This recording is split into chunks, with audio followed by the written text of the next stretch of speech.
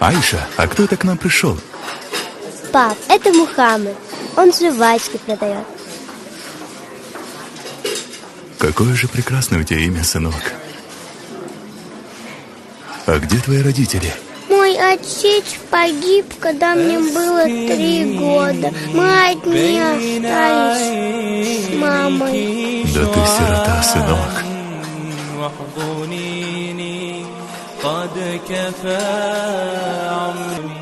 Мальчик, выйди, дай людям Сестра, отдохнуть. погодите, не делайте этого. Оставьте его, он с нами.